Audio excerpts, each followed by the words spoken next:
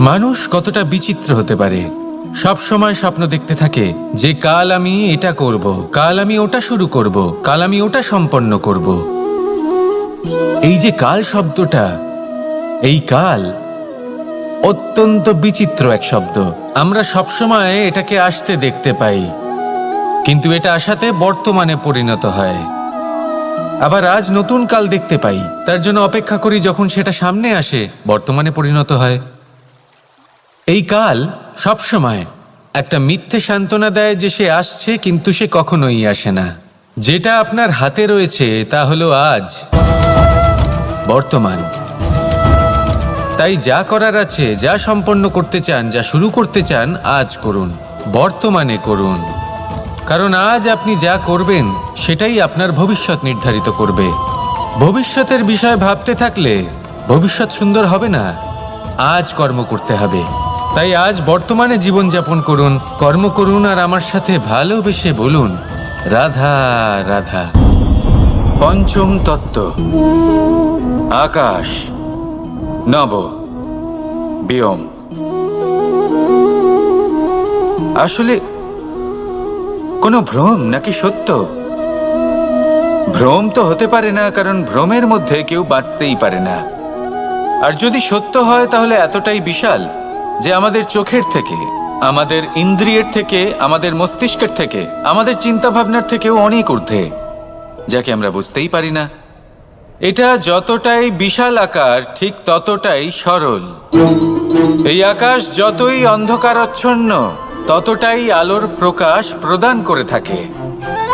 দেখতে গেলে এ হলো জীবনের সঞ্চালক, কিন্তু যদি ক্রুদ্ধ হয়ে যায় তাহলে প্রাণ কেড়ে নিতেও দ্বিধা বোধ করে না। এই আকাশ শুধুমাত্র পৃথিবী লোক নয়, বরং এই সমগ্র ব্রহ্মাণ্ডকে, এই সমগ্র সৃষ্টিকে, এর প্রত্যেকটা তারাকে, প্রত্যেকটা গ্রহকে একটা বিশেষ স্থান প্রদান করে। এর নিজের কোনোই অস্তিত্ব নেই, কিন্তু সকলকে অস্তিত্ব প্রদান করে। এটাই হলো এই আকাশের মাহাত্ম্য।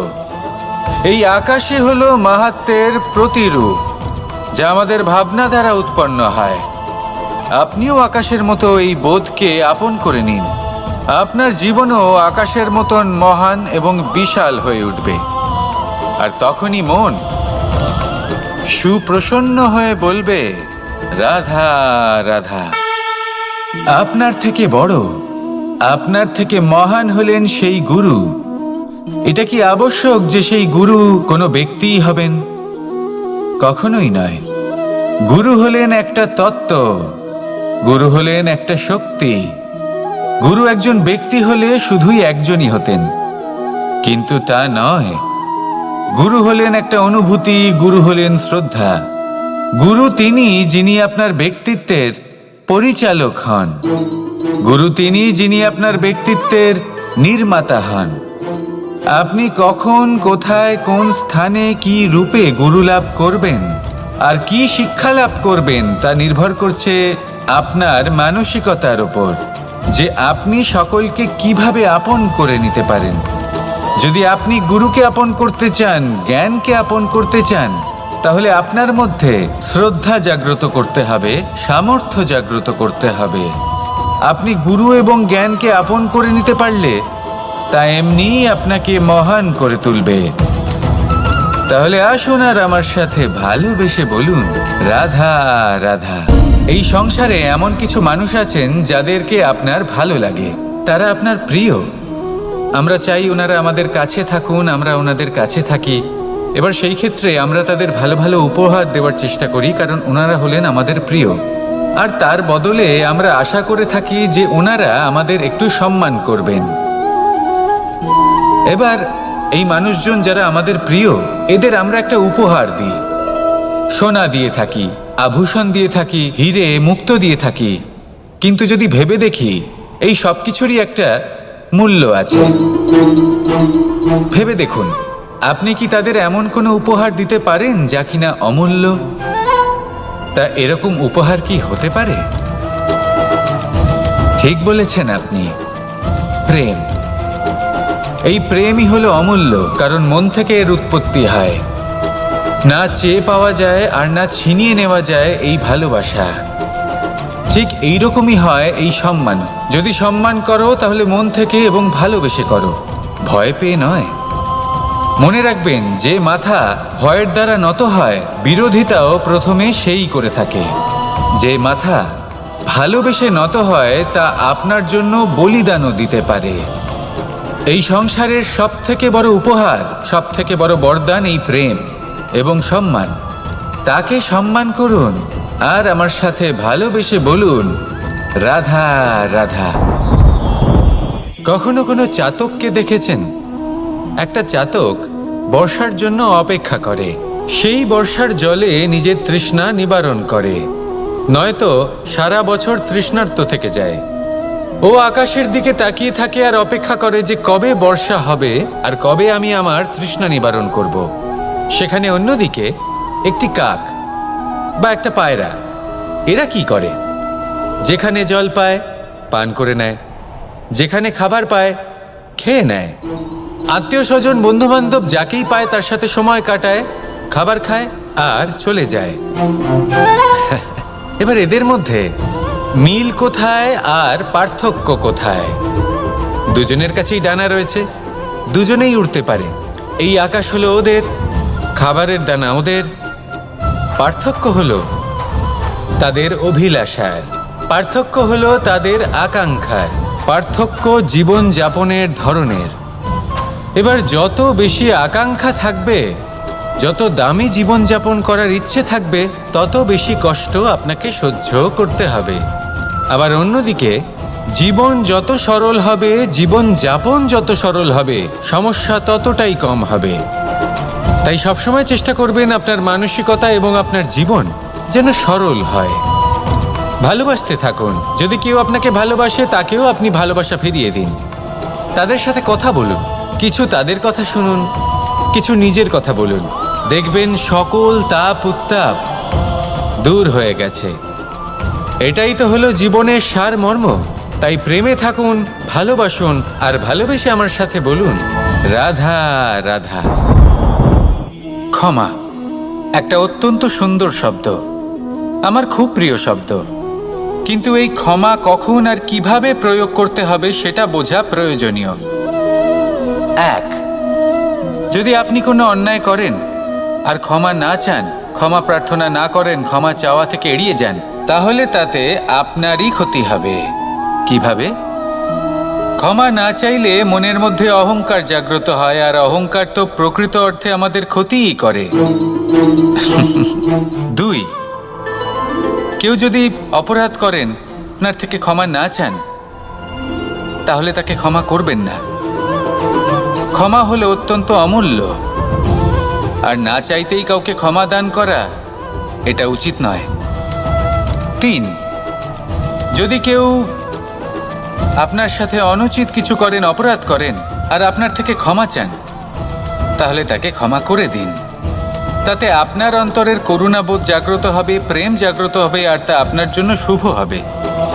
চার, যদি আপনি নিজে কোনো অপরাধ করেন, তাহলে অবশ্যই ক্ষমা চাইবেন।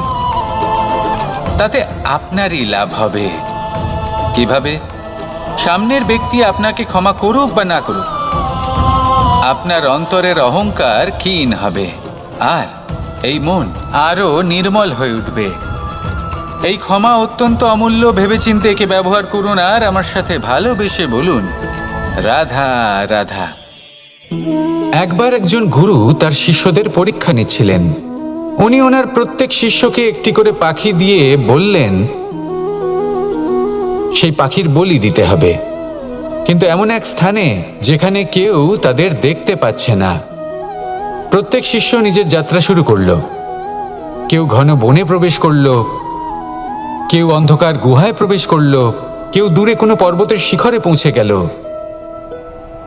যে মুহূর্তে দেখলো তাদের কেউ দেখতে পাচ্ছে না, তারা সেই বলি দিতে চেষ্টা করলো। যেই বলি দিতে গেল, সেই পাখি আলোর কিরণে পরিবর্তিত হলো এবং লুপ্ত হয়ে গেল। একজন শিষ্য ছিল যে আবার গুরুর কাছে ফিরে এলো। সে সে বলল, ক্ষমা করবেন গুরুদেব, কিন্তু আমি এমন কোনো স্থান পেলাম না যেখানে কেউ আমাকে দেখতে পাচ্ছে না। অন্য কেউ না দেখতে পেলেও আমি নিজে দেখতে পাচ্ছিলাম, আমার অন্তর্মন দেখতে পাচ্ছিল। সেই শিষ্য বুঝতে পেরেছিল যে পরমাত্মার দৃষ্টি সবসময় তাকে দেখতে পাচ্ছে, আর ও কখনো অনুচিত কর্ম করতে পারবে না। আর শুধুমাত্র এই কারণে সেই শিষ্যই সেই পরীক্ষায় উত্তীর্ণ হলো। আসুন আর আমার সাথে ভালোবেসে বলুন, রাধা রাধা।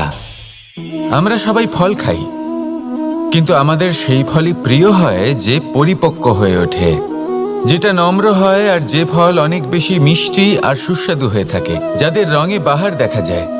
সেইভাবে জীবনে আমরা নানান মানুষের সাথে পরিচিত হই, কিন্তু সেই মানুষই আমাদের মন ছুঁয়ে যায় যারা বিনম্র স্বভাবের, যাদের বাণী খুব মধুর, যাদের অন্তরে আত্মবিশ্বাসের একটা তেজ, একটা রং দেখা যায়। এবার এমন ব্যক্তি আমরা কি করে হব? ঠিক সেইভাবেই যেমন একটা ফল রোদ, বর্ষা, শীত, বায়ু এই সকল সংকটময় পরিস্থিতির সম্মুখীন হয়ে পরিপক্ক হয়ে ওঠে, সেইভাবেই মানুষ সংকটময় পরিস্থিতির সম্মুখীন হয়ে পরিপক্ক হয়ে ওঠেন। যদি এই সংকটের সম্মুখীন হন তাহলে অভিজ্ঞ হবেন, আর এই অভিজ্ঞতাই শিক্ষা দিয়ে যাবে। এই অভিজ্ঞতা আমাদের শিখিয়ে দেয় যে আমাদের বিনম্র থাকতে হবে, অহংকার করে কোনো লাভ নেই। মধুর বাণীর যে কি মূল্য তা আমরা শিখতে পারি। এই অভিজ্ঞতাই আমাদের বুঝিয়ে দেয় যে উচিত অনুচিত কোনটা, আমাদের দৃষ্টিভঙ্গি তৈরি করে, আর এই দৃষ্টিভঙ্গি দ্বারা আত্মবিশ্বাস জাগ্রত হয়।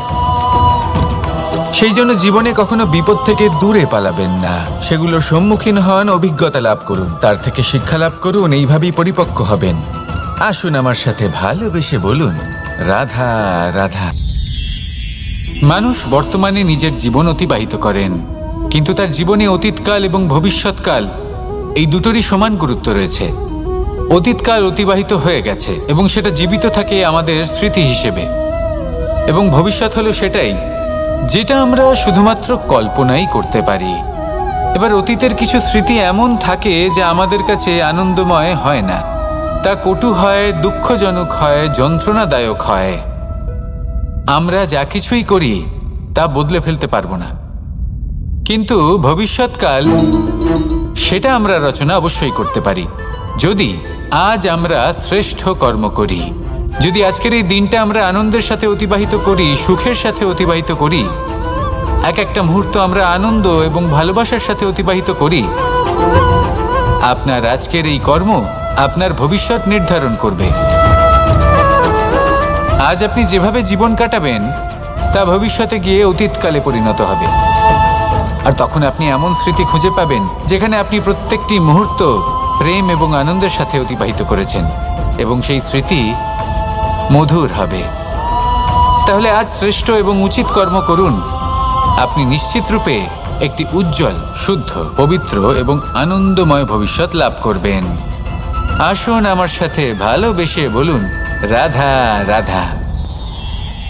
এই সংসারে অনেক অনেক এমন জ্ঞানী আছেন যারা নিজের সমস্ত জীবন জ্ঞান অর্জন করতে অতিবাহিত করেছেন। এই সংসারে এমন কোনো বেদ নেই, কোনো পুরাণ নেই, কোনো শাস্ত্র নেই, কোনো ভাষা নেই যা ওনারা জানেন না। এমন কোনো বিষয় নেই যা নিয়ে ওনারা কোনো বক্তব্য রাখতে পারবেন না।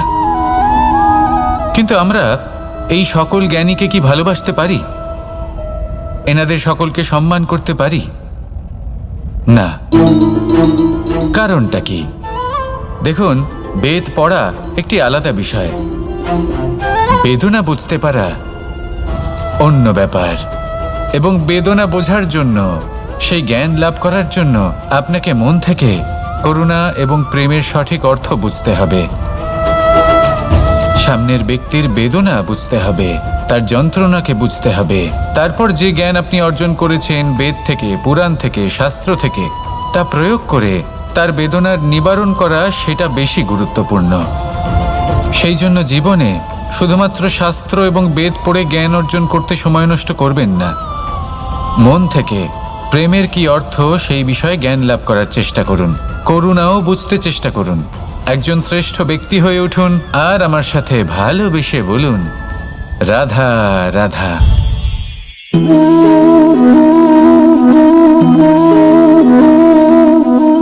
জল এই সংসারের সমস্ত প্রধান তত্ত্বের মধ্যে একটি।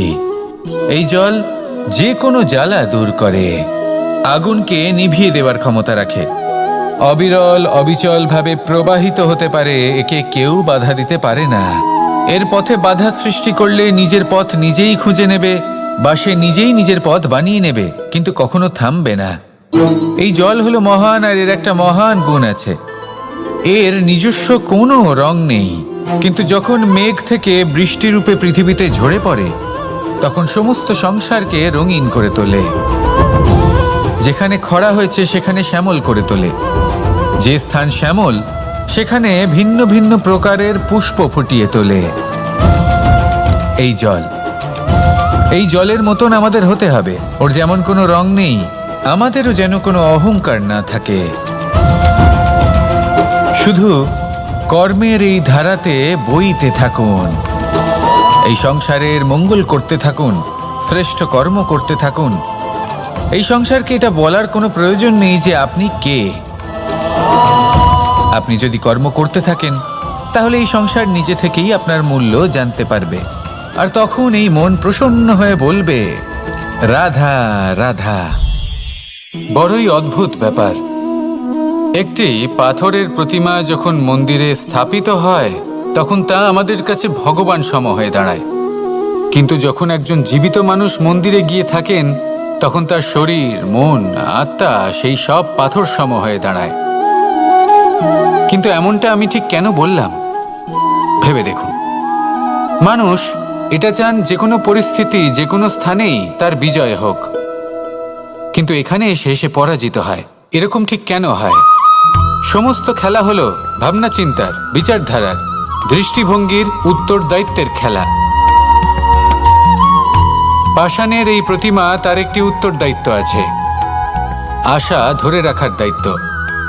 সেই আশা জানিয়ে মানুষ মন্দিরে আসেন। তেমনি মানুষের একটি উত্তরদায়িত্ব আছে, যেটা সে ভুলে যায়। আর সেই উত্তরদায়িত্ব হলো এটা, যে মন্দিরে যে ভগবানকে সে প্রসন্ন করতে যাচ্ছে, তাকে সে তখনই খুঁজে পাবে যখন পূর্ণরূপে সে সমর্পিত থাকবে। যদি মনে সমর্পণের ভাব না থাকে, তাহলে ভগবান কখনো প্রসন্ন হবেন না। নিজের উত্তরদায়িত্ব বোঝার বদলে মানুষ শুধু একটা অনুষ্ঠান পালন করেন। যেমন ফুলের একটা মালা অর্পণ করেন, আর সেই কারণেই তিনি পরাজিত হন। আপনি ফুলের মালা অর্পণ করুন, প্রসাদ অর্পণ করুন, কিন্তু মনের মধ্যে পূর্ণ সমর্পণের ভাব থাকা প্রয়োজনীয়। তবেই আপনি মন্দিরে গিয়েও প্রাণবন্ত হয়ে থাকতে পারবেন, তবেই ঈশ্বরকে প্রসন্ন করতে পারবেন। আসুন আমার সাথে ভালোবেসে বলুন, রাধা রাধা।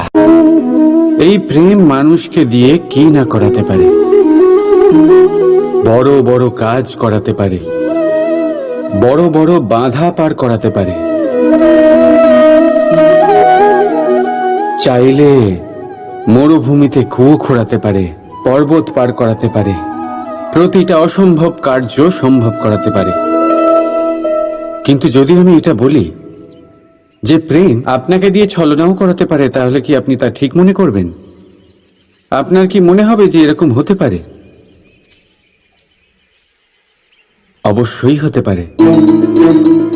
যেমন আমি ছল করছি এই মুহূর্তে আমার রাধার জন্য, আমার প্রেমের জন্য।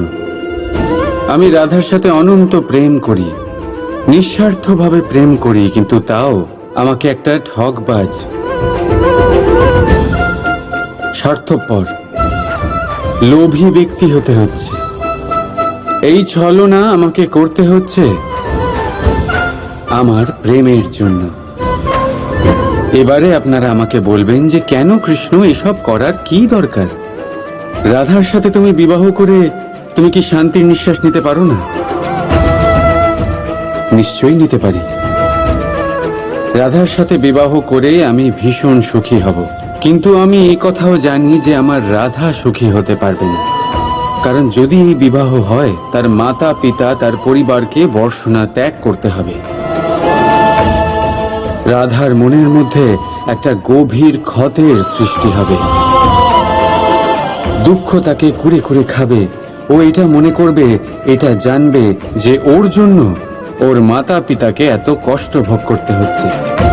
এবার রাধার কষ্টকে ভিত বানিয়ে কৃষ্ণ নিজের সুখের মহল কি করে তৈরি করতে পারে? কারণ যাদের আপনি ভালোবাসেন শুধু তাদের ভাবনা নয়, আপনার প্রেমিক যাদের ভালোবাসে তাদের ভাবনার খেয়াল রাখাটাও আপনারই কর্তব্য। আর কখনো কখনো নিজের প্রেমকে উঁচুতে উঠতে দেখতে গেলে আপনাকে নিজেকে নিচে নামতে হবে। এমন কোনো কাজও আছে যা আপনাকে আপনার প্রেমের জন্য করতেই হবে। রাধা রাধা। মানুষ কতটা বিচিত্র হতে পারে।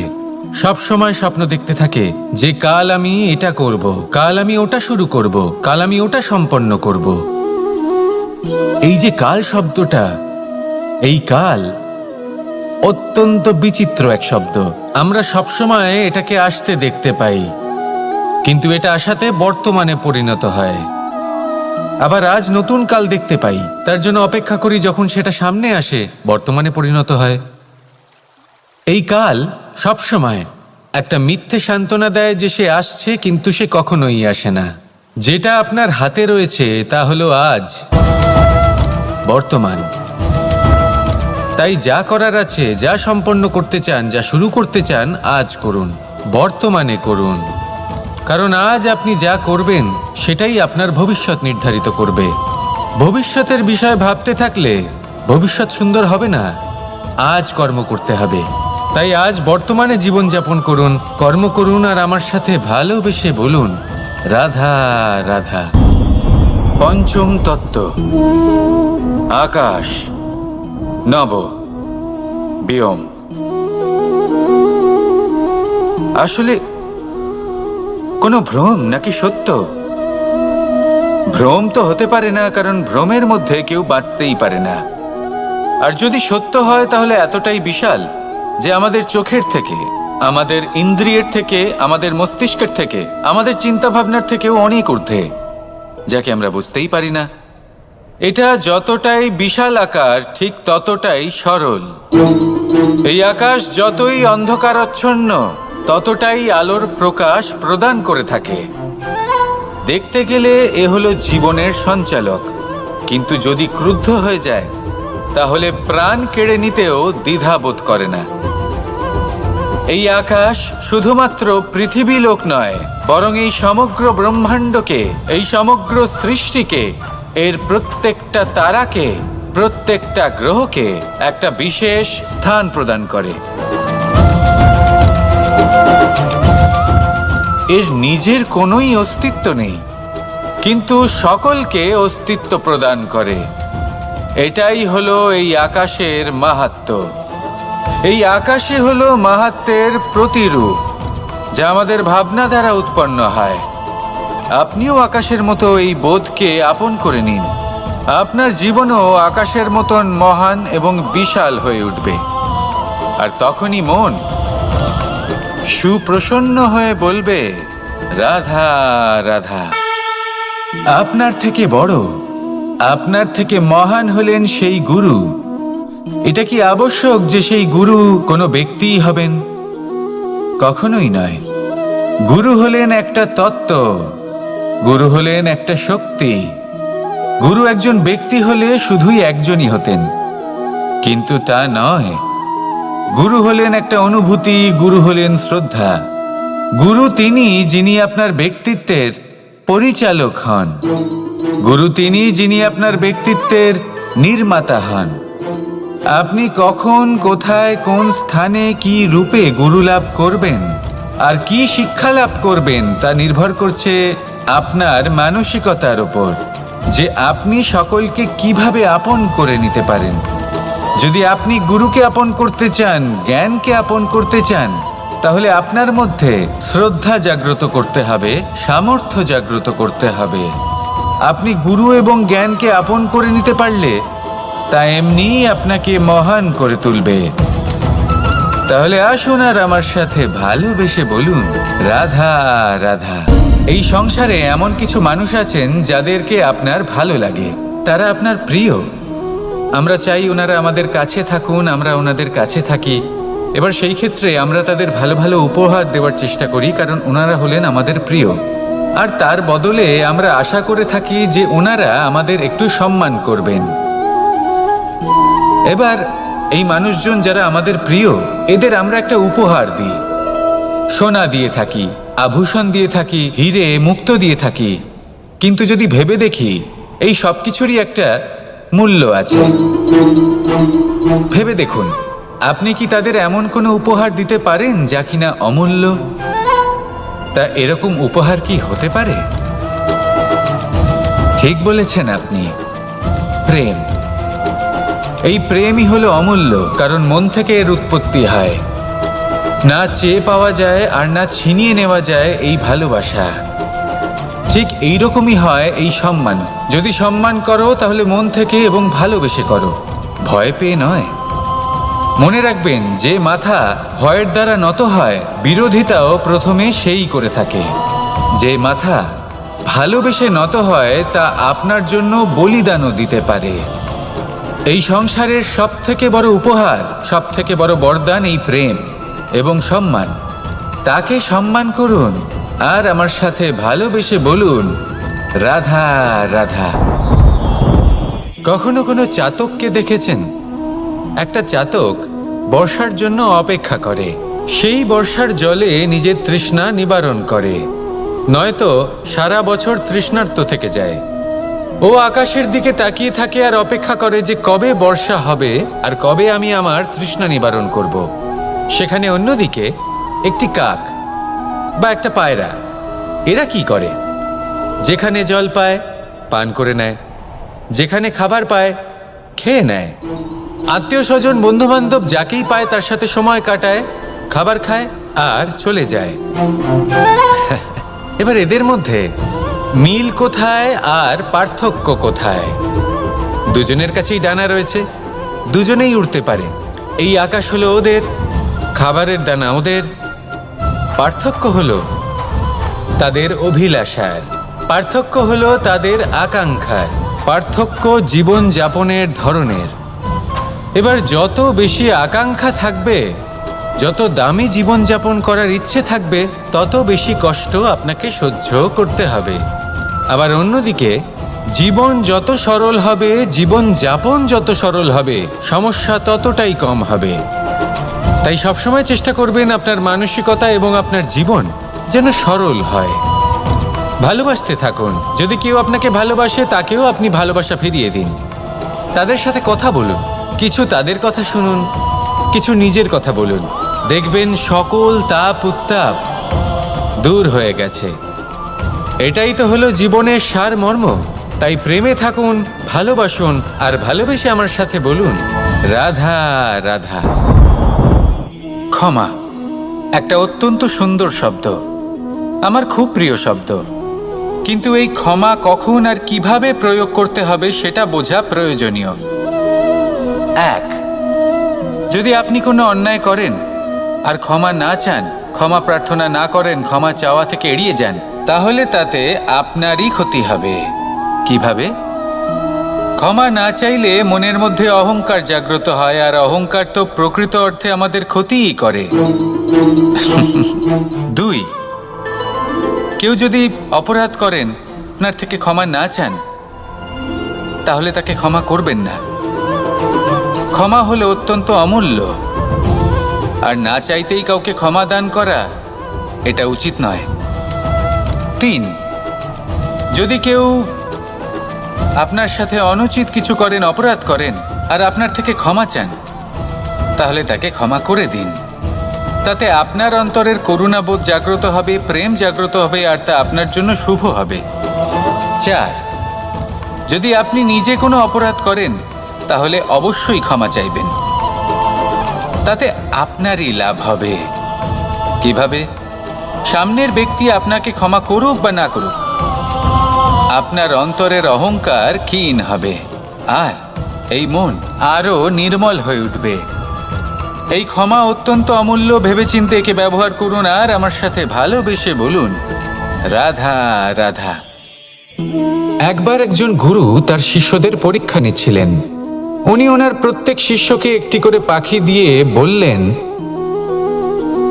সেই পাখির বলি দিতে হবে, কিন্তু এমন এক স্থানে যেখানে কেউ তাদের দেখতে পাচ্ছে না। প্রত্যেক শিষ্য নিজের যাত্রা শুরু করলো। কেউ ঘন বনে প্রবেশ করলো, কেউ অন্ধকার গুহায় প্রবেশ করলো, কেউ দূরে কোনো পর্বতের শিখরে পৌঁছে গেল। যে মুহূর্তে দেখলো তাদের কেউ দেখতে পাচ্ছে না, তারা সেই বলি দিতে চেষ্টা করলো। যেই বলি দিতে গেল, সেই পাখি আলোর কিরণে পরিবর্তিত হলো এবং লুপ্ত হয়ে গেল। একজন শিষ্য ছিল যে আবার গুরুর কাছে ফিরে এলো। সে বলল, ক্ষমা করবেন গুরুদেব, কিন্তু আমি এমন কোনো স্থান পেলাম না যেখানে কেউ আমাকে দেখতে পাচ্ছে না। অন্য কেউ না দেখতে পেলেও আমি নিজে দেখতে পাচ্ছিলাম, আমার অন্তর্মন দেখতে পাচ্ছিল। সেই শিষ্য বুঝতে পেরেছিল যে পরমাত্মার দৃষ্টি সবসময় তাকে দেখতে পাচ্ছে, আর ও কখনো অনুচিত কর্ম করতে পারবে না। আর শুধুমাত্র এই কারণে সেই শিষ্যই সেই পরীক্ষায় উত্তীর্ণ হলো। আসুন আর আমার সাথে ভালোবেসে বলুন, রাধা রাধা। আমরা সবাই ফল খাই, কিন্তু আমাদের সেই ফলই প্রিয় হয় যে পরিপক্ক হয়ে ওঠে, যেটা নম্র হয়, আর যে ফল অনেক বেশি মিষ্টি আর সুস্বাদু হয়ে থাকে, যাদের রঙে বাহার দেখা যায়। সেইভাবে জীবনে আমরা নানান মানুষের সাথে পরিচিত হই, কিন্তু সেই মানুষই আমাদের মন ছুঁয়ে যায় যারা বিনম্র স্বভাবের, যাদের বাণী খুব মধুর, যাদের অন্তরে আত্মবিশ্বাসের একটা তেজ, একটা রং দেখা যায়। এবার এমন ব্যক্তি আমরা কি করে হব?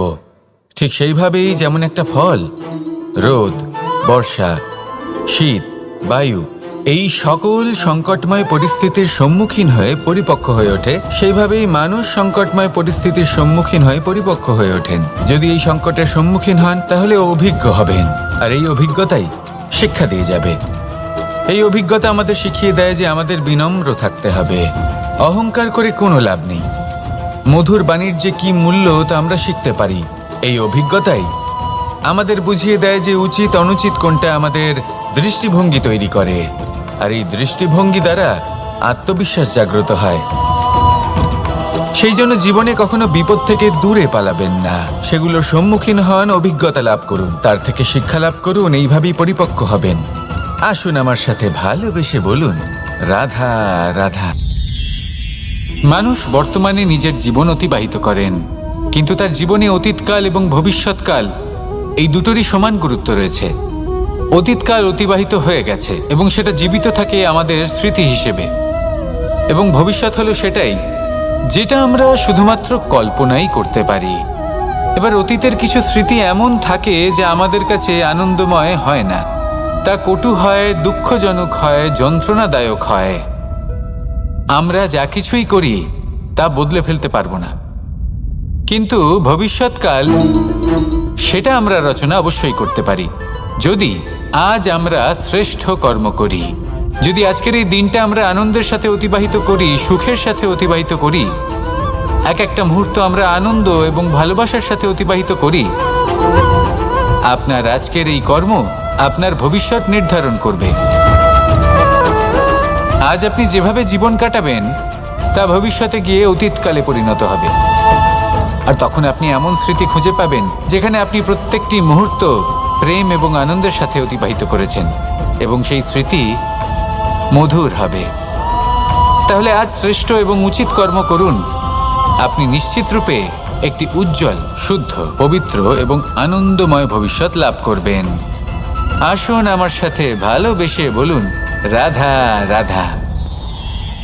এই সংসারে অনেক অনেক এমন জ্ঞানী আছেন যারা নিজের সমস্ত জীবন জ্ঞান অর্জন করতে অতিবাহিত করেছেন।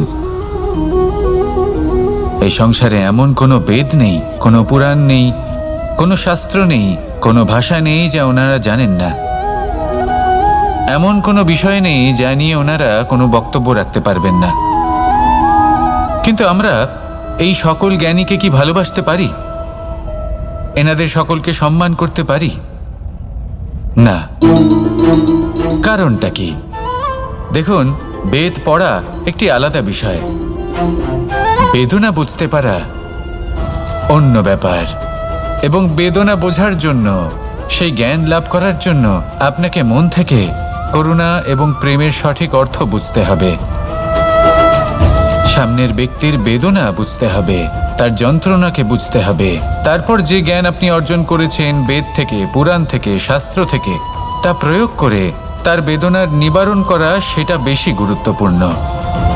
সেই জন্য জীবনে শুধুমাত্র শাস্ত্র এবং বেদ পড়ে জ্ঞান অর্জন করতে সময় নষ্ট করবেন না। মন থেকে প্রেমের কি অর্থ সেই বিষয়ে জ্ঞান লাভ করার চেষ্টা করুন। করুণাও বুঝতে চেষ্টা করুন। একজন শ্রেষ্ঠ ব্যক্তি হয়ে উঠুন আর আমার সাথে ভালোবেসে বলুন, রাধা রাধা।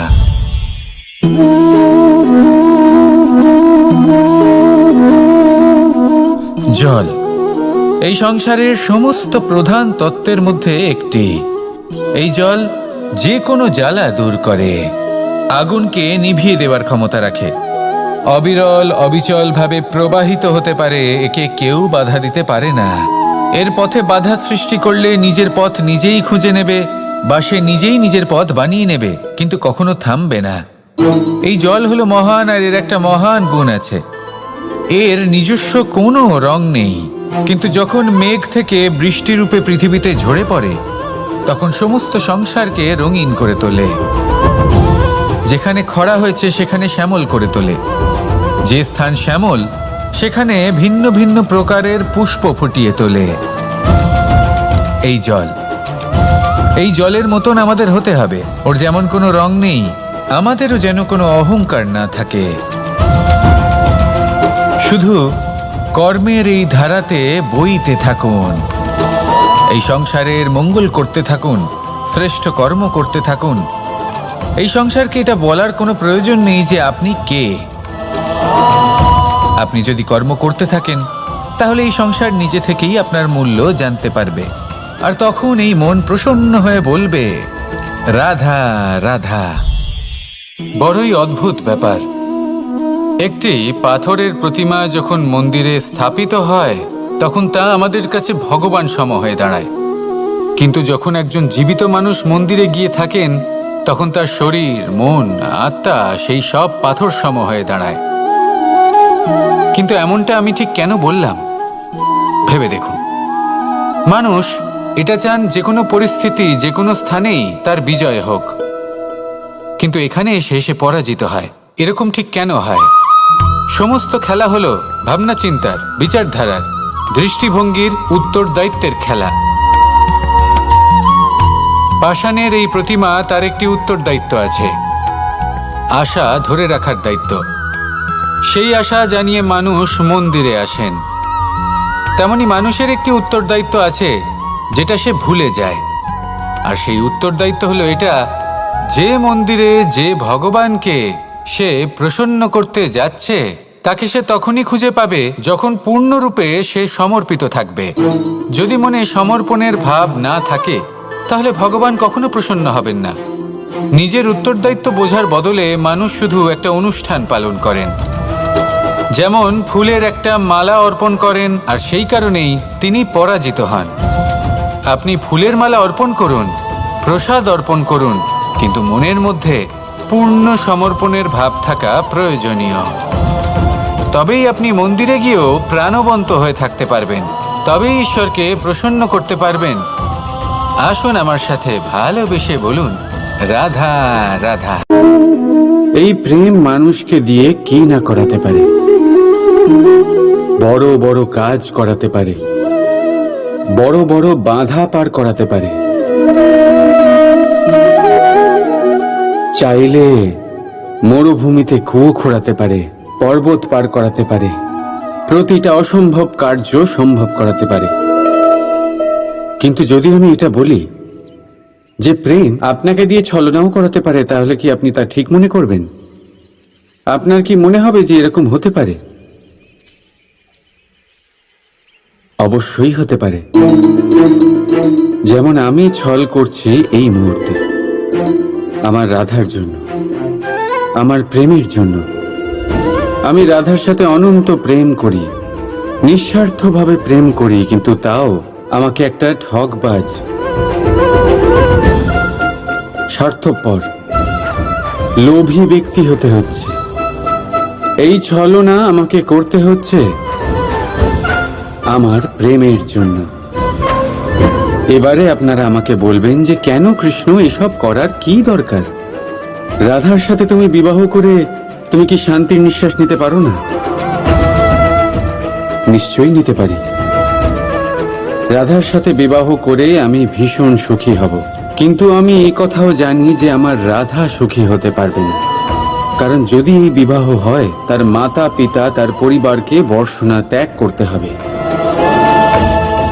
রাধার মনের মধ্যে একটা গভীর ক্ষতের সৃষ্টি হবে। দুঃখ তাকে কুরে কুরে খাবে। ও এটা মনে করবে, এটা জানবে যে ওর জন্য ওর মাতা পিতাকে এত কষ্ট ভোগ করতে হচ্ছে। এবার রাধার কষ্টকে ভিত বানিয়ে কৃষ্ণ নিজের সুখের মহল কি করে তৈরি করতে পারে? কারণ যাদের আপনি ভালোবাসেন শুধু তাদের ভাবনা নয়, আপনার প্রেমিক যাদের ভালোবাসে তাদের ভাবনার খেয়াল রাখাটাও আপনারই কর্তব্য। আর কখনো কখনো নিজের প্রেমকে উঁচুতে উঠতে দেখতে গেলে আপনাকে নিজেকে নিচে নামতে হবে। এমন কোনো কাজও আছে যা আপনাকে আপনার প্রেমের জন্য করতেই হবে। রাধা রাধা।